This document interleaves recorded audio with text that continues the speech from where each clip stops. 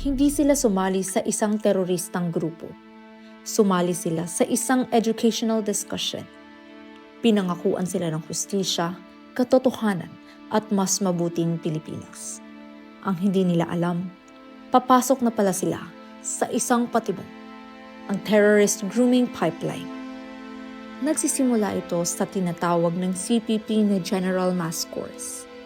Ipinapakita itong parang simpleng social justice forum. Pinag-uusapan ng kahirapan, hindi pagkakapantay-pantay at human rights.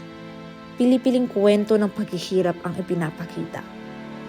Sinisisi ang estado, sinisira ang mga elitista, itinatanim ang galit, binubuo ang tiwala sa recruiter, at tahimik na umuusbong ang isang pagkatao na may malalim na puot at hinanakit sa lahat. Kasunod nito ang maikling kurso sa lipunan at Rebolusyong Pilipino. Isang maikling kurso batay sa kinopyang ideolohiya ni Jose Maria Sison mula kay Mao Zedong. Muling isinalaysay ang kasaysayan ng Pilipinas na pilit isinisiksik sa lente ng Marxismo. Ang tunggalian ng uri ang nagiging tanging paliwanag sa lahat. Inilalarawan ang CPP bilang tunay na makabayan. Hindi ito edukasyon. Ito ay ideological framing. Sumusunod ang lipunan at Rebolusyong Pilipino.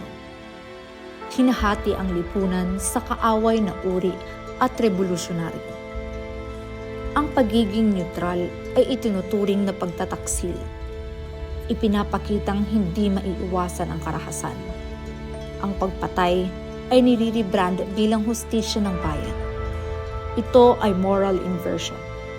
Dito namamatay ang empatya o pangunawa sa damdamin ng kapwa. Pagkatapos ng ideolohiya, dumarating ang disiplina.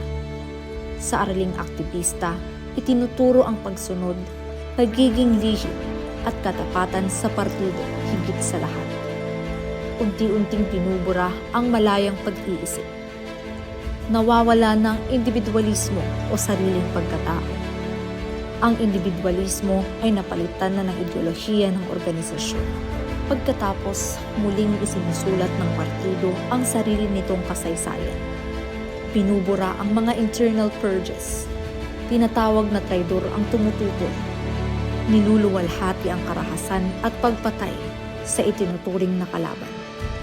Pinapalitan ng mapanlinlang na kwento ang katotohanan at siniselyuhan ang katapatan.